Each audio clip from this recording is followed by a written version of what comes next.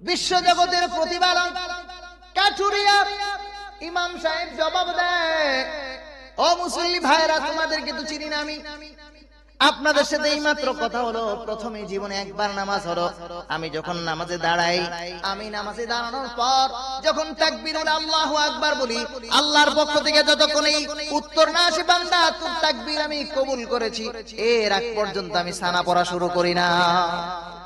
বান্দা যখন সানা পড়া শুরু করে, ও বন্ধু নামাজে দাঁড়াও, কখনো কি খেয়াল করেছো তুমি দাঁড়ায় কিন্তু আল্লাহর প্রশংসা করো, সুবহানাকাল্লাহুম্মা পড়েন কি পড়েন না? সুবহান মানে পবিত্র। বান্দা দাঁড়ায় তুমি কিন্তু প্রথমে পবিত্রতার ঘোষণা দিলে, আল্লাহ আপনি পবিত্র। এরপরে যখন রুকুতে যান কমপক্ষে কয়বার সুবহানাকাল্লাহুম্মা সুবহান রাব্বিয়াল আযীম বলেন? কয়বার? সর্বনিম্ন তিনবার বলেন। ওখানেও বলেন সুবহান মানে পবিত্র, আল্লাহ আপনি পবিত্র। আবার যখন রুকুতে যান, রুকু থেকে সিজদায় গেলেন, আবার বললেন কয়বার? সর্বনিম্ন তিনবার বললেন আল্লাহ আপনি পবিত্র। আবার সিজদায় গেলেন, আবার বললেন আল্লাহ আপনি পবিত্র। তার মানে প্রত্যেকটা রাকাতে বান্দা সর্বনিম্ন পবিত্রতার ঘোষণা দেয় কয়বার? দুই। আল্লাহওয়ালা বড় আলেম সফর করতেছেন, সফর করতে করতে মরুভূমি অঞ্চল জঙ্গল পাড়ি দিয়ে যাইতেছে, আসরের ওয়াক্ত হয়ে গেছে। আসরের নামাজ কেমনে পড়বেন? জামাত তিনজন হইলে জামাত পড়া হয়। লোক খুঁজতেছেন, কিন্তু এই জঙ্গল এলাকায় লোক পাবেন কোথায়? দুইজন মিলে খোঁজ করে। কিছুক্ষণ পরে দেখা যায় আরেক কাঠুরিয়া কাঠের বোঝা মাথায় নিয়ে যাইতেছে। সালাম, ওয়ালাইকুম আসসালাম। বলে আমরা আসরের নামাজ পড়ার জন্য অপেক্ষা করতেছি, লোক পাইতেছি না। কাঠুরিয়াও বলে হ্যাঁ আমিও তো লোক খুঁজতেছি, জামাতে নামাজ আদায় করবো, একলা কেমনে করি? বলে তাহলে তো তিনজন হয়ে গেছে, চলেন এবার তাহলে নামাজটা পড়ে নেই। এই দুই বুজুর্গ আগের আল্লাহওয়ালারা বলতেছেন তাহলে একটু ওযু করে নেন। কাঠুরিয়া মাথায় কাঠ গ্রহণকারী বলতেছে, মুসলমান তো সবসময় ওযুর সাথে এটাকে নতুন করে ওযু করার কোনো দরকার নাই। কি বুঝলেন? এ মুসলমান ইমানদার, নামাজ যারা পড়ে অন্তত কষ্ট করে হলেও 5 বার ওযুটা থাকে, কিন্তু যারা 5 ওয়াক্ত নামাজ পড়ো না এদের তো কোনো ওযুর খবর নাই। মুসলমান তোমার যখন আসে জান কবজ করবে, তোমার কি ইমানদার মনে করে করবে না অমুসলিম মনে করে করবে? তাই তো সন্দেহ রইছে।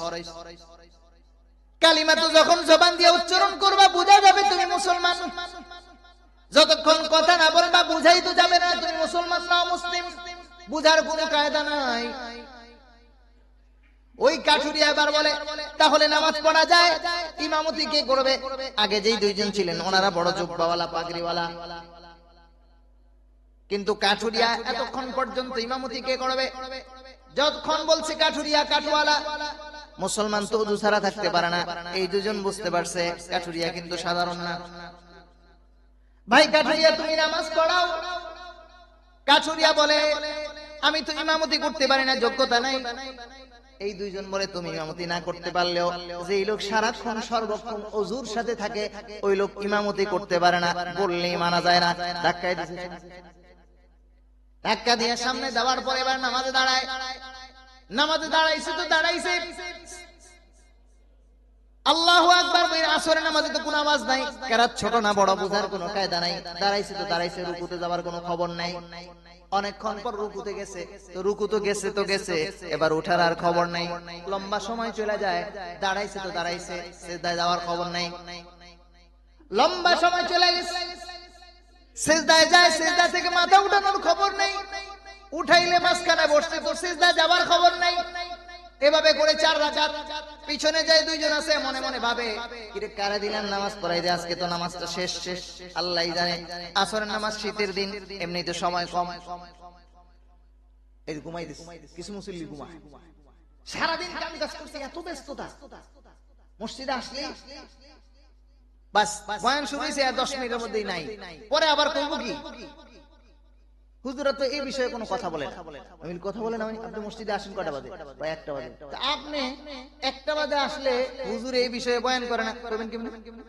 সভাপতি সাহেবের জিগাবেন, উনি আমার আগে আসেন মসজিদে, বয়ান কোনটা করছে কি করে নাই সভাপতির জিগাবেন। এই যুগে এরকম সভাপতি বা কমিটির লোকজন খুব কম। আলহামদুলিল্লাহ আমাদের মসজিদে কমিটির লোকজন অধিকাংশই একদম আগে আগে আসে বয়ান শোনার জন্য। এদের দিন সম্পর্কে একটা চাহাত। আসবো হইলো 1টা বাজে, এবার যাও ভাই ভাই ঘুম কেন? কিছু সময় শিক্ষার জন্য আসেন, কিছু শোনেন নিয়ে যান, ফায়দা হবে। কি বলতেছিলাম? হ্যাঁ, কাঠুরিয়া নামাজ পড়া ইমাম সাহেব দীর্ঘ সময় নামাজ পড়ার পর সালাম ফিরাইলেন। এবার পিছন থেকে ওনার তো মোটামুটি রাগ, কিরে ভাই তুমি বললা নামাজ পড়াইতে পারো না, এখন নামাজে তো দাঁড়াইলে, নামাজ তো আর ছাড়ো না, ব্যাপার কি? নামাজ কি শেষ হয়ে গেল নাকি? বলে নামাজের টাইম কি শেষ হয়েছে নাকি? বলে না না। বলে এত লম্বা সময় কেন লাগলো? বলে আগে দেখো আমাদের সময় শেষ হয়েছে কিনা। পিছন দিকে তাকায়, সূর্যের দিকে তাকায়, গাছপালার কারণে দেখতে কষ্ট হয়, তাকায় দেখে না না, নামাজে যখন দাঁড়াইছেন সূর্য যেই জায়গায় আছিল, এত দীর্ঘ সময় নামাজ পড়ার পরেও তাকায় দেখে আগের জায়গায় সূর্য বহাল রয়েছে। কেনটা এমনটা হলো? জিজ্ঞেস করে ভাই কাঠুরিয়া, তোমার নামাজ পড়তে এত সময় লাগলো কেন? এত লম্বা কি কেরাত করো? এত লম্বা কি কেরাত করো? বলছে আমি রাসূলের হাদিস শুনেছি, কাসসামতু বাইনি ওয়া বাইনা আবদি as-সালাত নিসফাইন। নবীজি বলছেন আমি আর আমার বান্দার মাঝখানে দুইজনের মধ্যে নামাজটা হলো দুইজনের মধ্যে অর্ধেক করে দিছি। শুধু বান্দা নামাজ পড়বে তা না, বান্দা নামাজে দাঁড়ায় দাঁড়ায় যা বলবে, বান্দা যখন বলবে আলহামদুলিল্লাহ, আল্লাহ প্রশ্ন করেন মানিল হামদ, বান্দা তুমি কার প্রশংসা করতেছো? বান্দা পরের অংশে জবাব দেয় লিল্লাহ, আল্লাহর প্রশংসা। বান্দার প্রশংসা শোনার পরে আল্লাহ আবার প্রশংসা জিজ্ঞাসা করেন মানিল্লাহ, আল্লাহকে। বান্দা এবার জবাব দেয় রব্বিল আলামিন, বিশ্ব জগতের প্রতিপালক। কাঠুরিয়া ইমাম সাহেব জবাব দেয়, ও মুসল্লি ভাইরা, তোমাদেরকে তো চিনি না আমি, আপনাদের সাথে এই মাত্র কথা হলো, প্রথমে জীবনে একবার নামাজ হলো। আমি যখন নামাজে দাঁড়াই, আমি নামাজে দাঁড়ানোর পর যখন তাকবীরুল আল্লাহু আকবার বলি, আল্লাহর পক্ষ থেকে যতক্ষণ এই উত্তর না আসে বান্দা তোর তাকবীর আমি কবুল করেছি, এর আগ পর্যন্ত আমি সানা পড়া শুরু করি না। বান্দা যখন সানা পড়া শুরু করে, ও বন্ধু নামাজে দাঁড়াও, কখনো কি খেয়াল করেছো তুমি দাঁড়ায় কিন্তু আল্লাহর প্রশংসা করো, সুবহানাকাল্লাহুম্মা পড়েন কি পড়েন না? সুবহান মানে পবিত্র। বান্দা দাঁড়ায় তুমি কিন্তু প্রথমে পবিত্রতার ঘোষণা দিলে আল্লাহ আপনি পবিত্র। এরপরে যখন রুকুতে যান কমপক্ষে কয়বার সুবহানাকাল্লাহুম্মা সুবহান রাব্বিয়াল আযীম বলেন? কয়বার? সর্বনিম্ন 3বার বলেন। ওখানেও বলেন সুবহান মানে পবিত্র, আল্লাহ আপনি পবিত্র। আবার যখন রুকুতে যান, রুকু থেকে সিজদায় গেলেন, আবার বললেন কয়বার? সর্বনিম্ন 3বার বললেন আল্লাহ আপনি পবিত্র। আবার সিজদায় গেলেন, আবার বললেন আল্লাহ আপনি পবিত্র।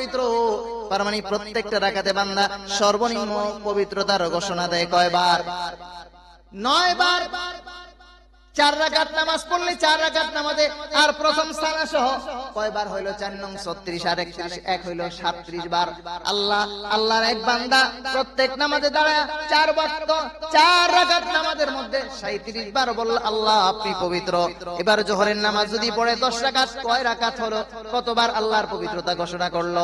আসরের নামাজে দাঁড়ায় বলল 50 বার, মাগরিবে দাঁড়ায় বলল কমপক্ষে 50 বার, এশায় দাঁড়ায় তো প্রায় 100 বার হয়ে যায়। বন্ধু সারাদিন যখন বান্দা আল্লাহর এমন পবিত্রতা ঘোষণা করে আল্লাহর কুদরত জানায় দে বান্দা, যে বান্দা আমার পবিত্রতা এতবার ঘোষণা করে, আমি রব ওই বান্দাকেও গুনাহমুক্ত জিন্দেগি দান করে দিলাম। এই জন্য রাসূল করিম সাল্লাল্লাহু আলাইহি সাল্লাম উদাহরণ দিয়েছেন, নামাজ যখন 5 ওয়াক্ত পড়ে বান্দা বান্দি ওই শীতের দিনে গাছের পাশে যায়, শুকনা গাছের মধ্যে ঝাড়া দিলে যেমন পাতাগুলো ঝরঝর করে পড়ে যায়, বান্দা যখন 5 ওয়াক্ত নামাজ পড়বে আল্লাহ রাব্বুল আলামিন বান্দার ওই ধরনের ছোট ছোট গুনাহগুলো আল্লাহ মাফ করে দিবেন। কাঠুরিয়ার নামাজ দোস্ত কেমন নামাজি, কেমন ইমাম আর কেমন মুসল্লি? হযরত আলী রাদিয়াল্লাহু তাআলা নবী করিম সাল্লাল্লাহু আলাইহি স্বপ্ন, ওই যে হাজী ইমদাদুল্লাহ মুহাজির মক্কি স্বামীরে মাহফিলে পাঠাইতেছেন, কথাটা বলতেছি। স্বপ্ন দেখলেন হাজী ইমদাদুল্লাহ মুহাজির মক্কি। স্বপ্ন কেমন হয়, স্বপ্ন কেমন হয়? হযরত আলী কাররামাল্লাহু ওয়াজহাহু স্বপ্ন দেখলেন। কি স্বপ্ন দেখলেন? উনি স্বপ্নে দেখলেন, স্বপ্নের মধ্যে নবীজি মসজিদে নববীতে আছেন, নামাজ পড়াইতেছেন। আলী হলেন মুসল্লি, নবীজি হলেন ইমাম। নামাজ কমপ্লিট হওয়ার পরে হযরত আলী স্বপ্ন দেখেন একজন মহিলা কিছু খেজুর নিয়ে আসছেন, নবীজির কাছে এসে বলছেন, আমার প্রথম গাছের নতুন ফল, ইয়া রাসূলুল্লাহ আপনি খান আর আপনার সাহাবায়ে কেরামকে দেখেন। হযরত আলী বললেন, আমি স্বপ্নে দেখলাম নবীজি সালাম ফিরানোর পরে হাদিয়াগুলো নিয়ে নিজেও খাইলেন, সাহাবায়ে কেরামকেও দিতে লাগলেন, আমাকেও দিলেন একটা খেজুর। আমি ওই খেজুর মুখে দিলাম, ঘুম থেকে উঠে দেখি আমার ওই স্বপ্নের দেওয়া নবীজির খেজুর এখনো আমার মুখের ভিতরে আটি রয়ে গিয়েছে। হযরত আলী এবার ঘুম ভেঙে গেল। ঘুম ভেঙে দেখেন নবীজি তো দুনিয়ায় নাই। চলে গেলেন, ফজরের আযান হয়ে গেল, নামাজ পড়ার জন্য মসজিদে হাজির হয়ে গেলেন। নামাজের পরে দেখলেন ইমাম সাহেব হচ্ছেন হযরতে ওমর। কেমন ওমর? ওমর ইমাম সাহেবটা কেমন, মুসল্লিটা কেমন?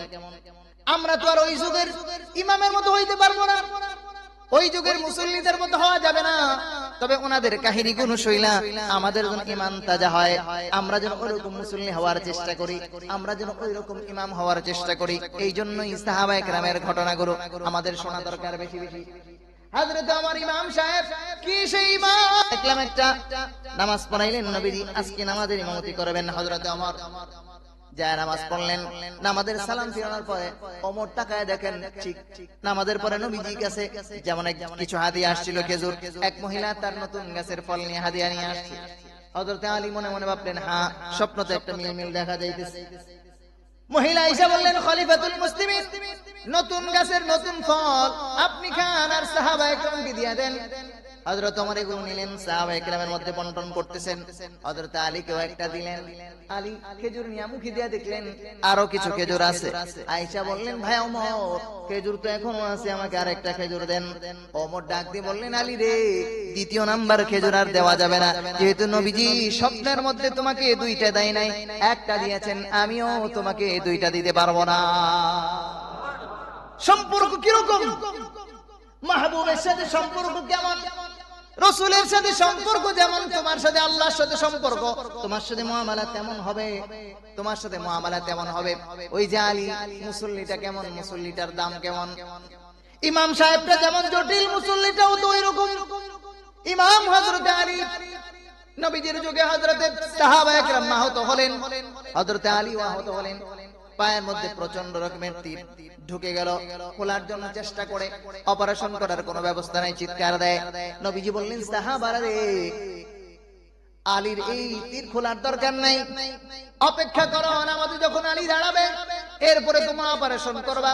হযরত আলী নামাজে দাঁড়ালেন, সাহাবায়ে কেরাম এবার অপারেশন শুরু করে দিলেন। অপারেশন শুরু করলেন, তীর খুললেন, ব্যান্ডেজ করলেন, সবকিছু কমপ্লিট হয়ে গেল। হযরত আলীর নামাজ শেষ হয়ে গেল। নামাজের পর তাকায় দেখে তীর তো দেখা যায় না। জিজ্ঞাসা করলেন, আমার তীর গেল কোথায়?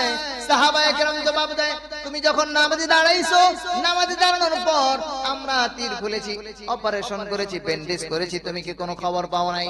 আলী জবাব দেয়, খোদার কসম, নামাজে দাঁড়ানোর পর সালাম ফিরানোর মাঝখানে কি হয়ে যায় আমি আলী কোনো খোঁজ খবর পাই না। এ আরেক জগৎ। কারি ইব্রাহিম সাহেব রহমতুল্লাহ আলাইহি একজন আল্লাহওয়ালা ছিলেন, জিকিরওয়ালা। ওনার জামাই ফখরে বাঙ্গাল তাজুল ইসলাম সাহেব রহমতুল্লাহ আলাইহি ব্রাহ্মণবাড়িয়ার, উনি আবার বড় আলেম। তো কিছু মানুষ, জামাই শ্বশুর, উনি একজন আল্লাহওয়ালা বুজুর্গ। কারি ইব্রাহিম সাহেব অনেক মুরিদরা জিকির করলেই ঝুলা শুরু করে দেয়, লাফালাফি শুরু করে দেয়। তো জামাই মিয়া দেখে জিকির করার লাফাই গেলে ফতুয়া তো ঠিক না, আমি এত মাসলা যখন দিব তখন আমি বলবো লাফালাফি করা যাবে না, নিষেধ, চিল্লা চিল্লি করা যাবে না, হারাম। নামাজের মধ্যে কেউ দাঁড়ায়, যদি নামাজের মধ্যে কেউ দাঁড়ায়, সালাম ফিরানোর পর জিজ্ঞাসা করলে হিসাব কিতাব শেষ দোকানের। আরেকজন নামাজে দাঁড়ায় 4 রাকাত নামাজ পড়ে, বছরকে বছর নামাজ পড়তেছে, মজা পায় না। আবার পাশে আরেক বান্দা নামাজে দাঁড়ায় যায়, কি যে মজা পায়, কি যে মজা পায়, বলে নামাজ 10 মিনিটটা যদি 20 মিনিট হইতো আরো কত মজা হইতো। একজন নামাজ পড়ে রাস্তা সেজদা দেয়, রুকু দেয়, কোন রকম 3 বার তাসবিহ পড়ে দৌড় দেয়। আরেকজন সিজদার মধ্যে মাথা লাগাইছে, 10 মিনিট হয়ে যায়, উঠায় না, আছে না নাই? সম্পর্কটা কেন হইলো, কি রকম সম্পর্ক হইলো, কেমন মজা পায়? এ বন্ধু, এটা তো আরেক জিনিস। আল্লাহর সাথে সম্পর্ক যার যেমন হবে, সে নামাজে সেরকম ওই রকম মজা পাবে। তো কারি ইব্রাহিম সাহেব রাহমাতুল্লাহ আলাইহির মুরিদরা জিকির করে আর কিছু পাগলা টাগলা আছে, লাফালাফি করে। জামাই খুব খেপা, বলে যে এগুলোর পিটানো দরকার, ওরা লাফায় কেন? কিন্তু শ্বশুর মিয়া কিছুই বলে না। শরীয়তের দৃষ্টিতে মাসলা যেটা দিয়েছে ঠিক আছে, লাফালাফি করা যাবে না, অন্যায় হারাম, চিৎকার করা যাবে না। ফজরের নামাজের পর জামাই সাহেব শ্বশুর বাড়িতে বেড়াতে আসছে। এবার জামাই শ্বশুর মসজিদ থেকে নামাজ পড়া বাড়ির দিকে রওনা করছেন। শ্বশুর সামনে সামনে যায়, জামাই পিছনে পিছনে আসে, মাসালাও জিজ্ঞাসা করে। আপনার মুরিদরা এরকম লাফায়, আপনি কিছু বলেন না? আপনিও তো আলেম মানুষ, বলেন না কেন? উনি কোনো কথা বলে না, কিন্তু জিকিরের মধ্যে আছে। কিছুক্ষণ পরে বাড়িতে যাওয়ার আগে মাওলানা ফখরে বাঙ্গাল তাজুল ইসলাম সাহেব রাহমাতুল্লাহ আলাইহি, উনি জিকিরের হালতে থাকার কারণে ওনারও একটু হেলাডোলা শুরু হয়ে যায়। বাড়িতে যাওয়ার পরে জিজ্ঞাসা করে, মাওলানা সাহেব মাসালার কি উত্তর দিতে হবে নাকি? বলে না, উত্তর দিতে হবে না, রাস্তায় বাড়িতে আসার আগে আমার বুঝ হয়ে গেছে। এই জন্য দোস্ত বুজুর্গ, যারা জিকির করে আর যারা জিকির করে না, দুটা কিন্তু দুই জিনিস। তার মানে এই না আবার আপনি লাফালাফি শুরু করে দিবেন। ইচ্ছা করে লাফ দেওয়া, ফাল দেওয়া হারাম, কবিরা গুনাহ। চিল্লা চিল্লি করা যাবে না, এবং আল্লাহর জিকির করতে যায় আবার বাবার নাম নেওয়া যাবে না। আবার উল্টা ভাষায় হুকুর হাকুর, এগুলো কথা এক জায়গায় ছিল আর এক জায়গায় চলে গেছে। হুকুর হাকুর কোনো জিকির নেই, আল্লাহ আল্লাহ জিকির আছে। সুবহানাল্লাহ সুবহানাল্লাহ, আলহামদুলিল্লাহ আলহামদুলিল্লাহ, লা ইলাহা ইল্লাল্লাহ, লা আমি পাই নাই। এটা বুঝলাম না। আল্লাহু বলতে পারেন কি? আল্লাহ হু, আল্লাহ হু, এটা তো বুঝলাম না। এরকম কোন জিকির কোন হাদিস কোরআনে পাই নাই। এগুলো এমন না। আল্লাহ সুবহানাল্লাহ, এই আরেকটা বলে সুবহানাল্লাহ ওয়াল হামদুলিল্লাহ, লা ইলাহা ইল্লাল্লাহ। জিকির আছে, যদি একসাথে মিলায় পড়ছে, একসাথে এটা জিকির। সুবহানাল্লাহ আলহামদুলিল্লাহ একসাথে পড়ছে, আরেকজন পড়ছে একসাথে সুবহানাল্লাহ সুবহানাল্লাহ সুবহানাল্লাহ পড়ছে, ঠিক আছে। আলহামদুলিল্লাহ আলহামদুলিল্লাহ আলহামদুলিল্লাহ পড়ছে, লা ইলাহা ইল্লাল্লাহ, লা ইলাহা ইল্লাল্লাহ পড়ছে, আল্লাহ আল্লাহ আল্লাহ। এমন যেন না হয় যে আপনার জিকিরের কারণে আরেকজন জিকির ওয়ালাদেরকে তুচ্ছ তাচ্ছিল্য করে। আপনার ভুলের কারণে যারা জিকির করবে ওনাদেরকে মানুষ তুচ্ছ তাচ্ছিল্য করবে, হাসি ঠাট্টা করবে। এমন জিকির, এমন কাজ আপনার জন্য করা উচিত। এগুলো থেকে বিরত থাকি, যেন মানুষ টিটকারি না করে। হ্যাঁ, একটা হালত হয়ে যেতে পারে, ভিন্ন বিষয়, সেটা কখনো কখনো হতে পারে, সেটা আরেক বিষয়। তো বলতেছিলাম, হাজী ইমদাদুল্লাহ মুহাজির মক্কি রাহমাতুল্লাহ আলাইহি, ওই মহিলা স্বামীরে পাঠাই দিয়েছে বয়ানে। এ বেচারা বয়ানে যাওয়ার পর আল্লাহওয়ালা মানুষ দীর্ঘ সময় কথাবার্তা বলার পর প্রথমে তুই বেচারা নিয়ত করে আসছে, নামাজের কথা বললেই ও বেচারা যে বোকা। দীর্ঘ সময় বয়ান করার পরে এবার পাগড়ি দিছে মুরিদ করার জন্য, বলতেছে যারা মুরিদ হওয়ার নিয়ত করেন তো মুরিদ হবেন, যারা মুরিদ হবেন না তওবা করার নিয়ত করেন তো তওবা পড়বেন। প্রথমে কালিমা তয়্যিবা পড়ায় না, আস্তাগফিরুল্লাহ পড়ায়া যখনই তওবা পড়ানি শুরু করছে, ওই লোক দাঁড়ায় গেছে, হুজুর যাই কোন না কোন সব ঠিক আছে, নামাজের কথা বলি কিন্তু আমি নাই। বাড়ি থেকে নিয়ত করে আসছি, নামাজের কথা বললেই কিন্তু আমি আর থাকবো না। বলে আচ্ছা, নামাজের কথা বলা বলি তোমার দরকার নাই। তো প্রথমে নিয়ত করাইতেছে, সবাই পড়েন আস্তাগফিরুল্লাহ। বুজুর্গরা যেটা করায়, আল্লাহর কাছে তওবা করেন। প্রথমে ঈমান কালিমা পড়ায় দেয়, নতুন করে কালিমা পড়ায় নেন, আর বলে দেয় কি ইচ্ছা করে কোনো কবিরা গুনাহ করা যাবে না, ইচ্ছা করে কোনো নেক আমল ছাড়বো না, ইচ্ছা করে কোনো ধরনের গুনাহ করব না। প্রথমে নামাজের কথা বলে না, যেহেতু বুজুর্গ বুঝতে পারছেন ভাবসাব ভালো না, তো বলতেছেন ভাই যাদের উপরে যাকাত ফরজ হয় যাকাত পরিশোধ করব, যাদের উপরে হজ ফরজ হয় হজ আদায় করে নিব। বলে হ্যাঁ, সবাই তওবা করতেছে, যাকাত ফরজ হইলে যাকাত দিবে, হজ ফরজ হইলে হজ করবে, রমজান মাস আসলে রমজান মাসে রোজা রাখবে। তালে তালে এক পর্যায়ে শেষের দিকে যায় বলে 5 ওয়াক্ত নামাজ যখন আজান হয়ে যাবে জামাতের সাথে নামাজ আদায় করে নেবে। এই লোকও বলে হ্যাঁ, 5 ওয়াক্ত নামাজ যখন আজান হয়ে যাবে জামাতের সাথে নামাজ পড়ে নিব। এখন হ্যাঁ, এটা আবার কি যাক যা হয়েছে এখন তো আর কিছু করার নাই। বাড়িতে চলে গেছে, বিবির সাথে কথাবার্তা, আগেই তো ফায়ার, বিবি তো জানি অবস্থা কি জানি হয় আল্লাহ জানে। বাড়িতে আসার পর বিবির সাথে কথাবার্তা, বলে তোমার সাথে কথা হয়েছিল আমি যাবো, হুজুরের নামাজ পড়ার কথা বললে আমি আর থাকবো না, তা আমি তো তোমার সাথে কোনো কথা বলি নাই। বলে এখন ঘটনা কি বলো? ঘটনা কিছু না, আমি যে নিজে নিজে বলে দিলাম। যাই হোক, যা বলছি নামাজ আর পড়া যাবে না। আল্লাহর কি মেহেরবানি, আজানের ওয়াক্ত যখন হয়ে গেল নামাজের সময় হয়ে যায়, কিতাবের লেখক লেখে আল্লাহর মেহেরবানিতে ওই বেচারার ওযুর জায়গাগুলোর মধ্যে চুলকানি শুরু হয়ে যায়, চেহারায় চুলকায়, হাতের জায়গায় চুলকায়, পা চুলকায়, চুলকানি শুরু, চুলকাইতে মানুষ যখন চুলকানি বেড়া যায়, আগের জমানায় আমরা দেখছি স্যাপ লাগায় দেয়, একটু লাগানোর পরে দেখ হ্যাঁ আরামই তো লাগে, স্যাপ লাগাইতে লাগে, যেখানে স্যাপ লাগায় ওই জায়গায় আরাম লাগে। বিবি কয় স্যাপ আর কতক্ষণ লাগাইবেন, এবার একটু পানি ঢেলে দেন। বিবি যখন এইসব পানি ঢেলে দিছে তো দেখি যে পানি ঢালার পরে ওই চুলকানি বন্ধ হয়ে গেছে। এবার পানি ঢালে চেহারায়, তো ওযু হয়ে গেছে, ওযুর ফরজ আদায় হয়ে গেছে, হাত ধোয়া হয়ে গেছে, ওযুর ফরজ আদায় হয়ে গেছে, পা ধোয়া হয়ে গেছে, পায়ের ধোয়ার ফরজ আদায় হয়ে গেছে। ওযুর ফরজ যখন আদায় হয়ে গেছে, বিবি বলে ওযু যেহেতু করে ফেলছেন আর দেরি করে লাভ নাই, নামাজটাও পড়েন। আল্লাহর কি মেহেরবানি, নামাজ হয়ে যায়। এভাবে 2-4 দিন যখনই নামাজের সময় হয় তখনই এরকম চুলকানি শুরু হয়ে যায়। এক পর্যায়ে বেচারা চিন্তা করলো শীতকালের মধ্যে দিলের মালিক তো আল্লাহ তাআলা ঘুরায় দিবেন। ইউকাল্লিবুল্লাহুল লাইলা ওয়ান নাহার, আল্লাহ তাআলা রাত দিন পরিবর্তন করে দেন। মানুষের অবস্থাও ইউকাল্লিবুল্লাহু মা ইয়াশা, আল্লাহ তাআলা যাকে ইচ্ছা ওইভাবে পরিবর্তন করে দেন। এক পর্যায়ে ওই বেচারা চিন্তা করে এরকম নামাজের সময় হলে আর চুলকানি করা লাভ নাই, দিলের অবস্থা আল্লাহ পরিবর্তন করে দিবেন, নামাজের ওয়াক্ত হইলেই নামাজ পড়া শুরু করে দেন। বিবি বলে এখন কি করা দরকার? বলে হুজুরের কাছে যান, হাজি ইমদাদুল্লাহ মুহাজির মক্কির কাছে আইসা বলে হুজুর ঘটনাতে এরকম বলছেন, আমার কাজ ছিল আল্লাহ বলা বান্দাকে আল্লাহর কাছে নিয়ে আসা, পৌঁছায় দেওয়া, বাকি হেদায়েত তো দান করে দিবেন আল্লাহ।